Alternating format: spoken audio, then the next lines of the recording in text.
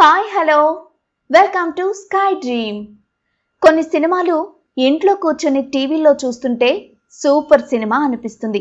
ఎక్కడా బోర్ కొట్టకుండా ఎంటర్టైన్ చేసే ఆ సినిమా సరిగా ఆడలేదు, యావరేజ్ అనో ఫ్లాప్ అనో తెలిస్తే కాస్త ఆశ్చర్యం కలగక మానదు.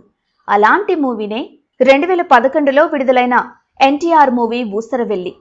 ఎన్టీఆర్ టెరిఫిక్ పర్ఫార్మెన్స్తో మొదటి రోజు మొదటి వారం రికార్డ్ ఓపెనింగ్స్తో అద్దరుగొట్టిన ఊసరవెల్లి ఎందుకు యావరేజ్ మూవీగా మిగిలిందో దానికి కారణాలేంటో చూద్దామా? ఎన్టీఆర్ సురేందర్ రెడ్డి కాంబినేషన్లో రూపొందిన రెండో మూవీ ఊసరవెల్లి. శక్తి సినిమా ఫ్లాప్ తరువాత రావడంతో ఎన్టీఆర్ ఫ్యాన్స్ కసితో ఉన్నారు. కిక్ తర్వాత సురేందర్ రెడ్డి చేస్తున్న మూవీ కావడంతో ఈ సినిమాపై చాలా అంచనాలుండేవి. ఎన్టీఆర్ గెటప్ కొత్తగా ఉండడం, వెరైటీ టైటిల్తో ఆకట్టుకునే సాంగ్స్ అండ్ ట్రైలర్, భారీ హైప్తో 2011 అక్టోబర్ 6న రిలీజ్ అయిన ఊసరవెల్లి మొదటి రోజు రికార్డ్ ఓపెనింగ్స్ తెచ్చుకుంది. కానీ టాక్ అయితే అంత ఎంకరేజింగ్గా లేదు. మొదటి వారానికి ఒక్క నైజాం తప్ప అన్ని ఏరియాస్లో రికార్డ్ షేర్స్ రాబట్టిన ఊసరవెల్లి టోటల్గా 27.5 కోట్ల షేర్ కలెక్ట్ చేసి బిలో యావరేజ్ మూవీ అయింది.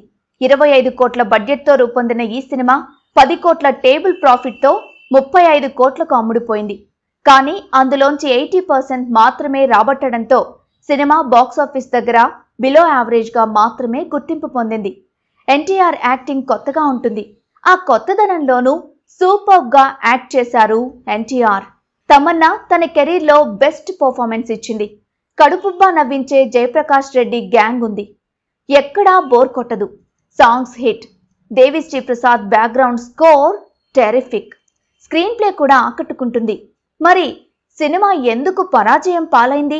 దీనికి ప్రధానంగా 3 కారణాలు చెప్పొచ్చు. నంబర్ 1, కథనంలో లోపాలు. ఊసరవెల్లి సినిమా చూడ్డానికి బాగుంటుంది.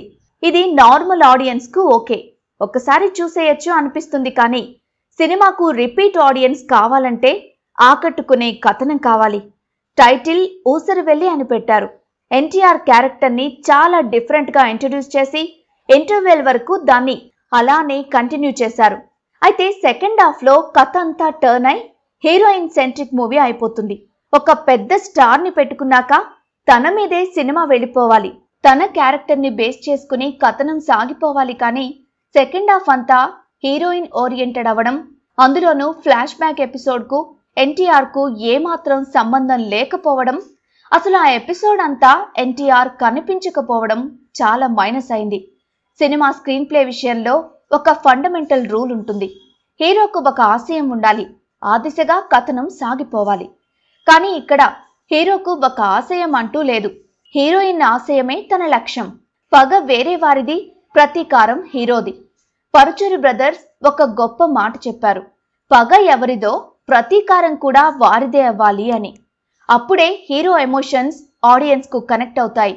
కానీ ఈ సినిమాలో హీరోకు ఒక లక్ష్యం లేదు కాబట్టి తనతో ఎమోషనల్ కనెక్షన్ మిస్ అయింది. పగ తీర్చుకోవడం అనే కాన్సెప్ట్తో పాటు విలన్స్ బారి నుండి హీరోయిన్ని సేవ్ చేయడం అనే ఎలిమెంట్ ప్రధానంగా ఉండుంటే సినిమా రేంజ్ వేరేగా ఉండేది. హీరోతో కనెక్షన్ మిస్ అవ్వడం వల్లే క్లైమాక్స్ పెద్దగా అనిపించదు. సినిమాలో ఏదో కోల్పోయిన ఫీలింగ్తో ఆడియన్స్ బయటకొచ్చారు.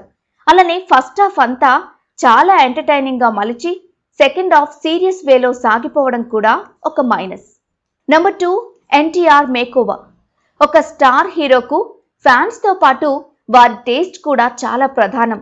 వారి టేస్ట్కు తగ్గట్టు సినిమా కానీ హీరో కానీ ఉండకపోతే అది సినిమా రిజల్ట్పై ప్రభావం చూపుతుంది. ఊసరవెల్లిలో ఎన్టీఆర్ మేకోవర్ సూపర్బ్. కానీ ఒక్కసారిగా అంతటి మేకోవర్ ఫ్యాన్స్కు ఎక్కలేదు. వాళ్ళు కోరుకునే ఎన్టీఆర్, అలవాటు పడ్డ ఎన్టీఆర్ వేరు. సో అలవాటు చేసుకోవడానికి టైం పట్టింది. అందుకే అప్పుడు పెద్దగా ఎక్కని సినిమాని ఇప్పుడు సూపర్బ్ అంటున్నారు. నంబర్ 3, దూకుడు ఎఫెక్ట్. బాక్సాఫీస్ పరంగా దూకుడు మూవీ ఊసరవెల్లిపై చాలా ప్రభావం చూపింది. అంతకు 2 వారాల ముందు రిలీజ్ అయి బ్లాక్ బస్టర్ టాక్తో హిలేరియస్ ఎంటర్టైనింగ్ మూవీగా దూసుకుపోతున్న దూకుడు మూవీని ఆడియన్స్ ఫస్ట్ చాయిస్గా భావించారు.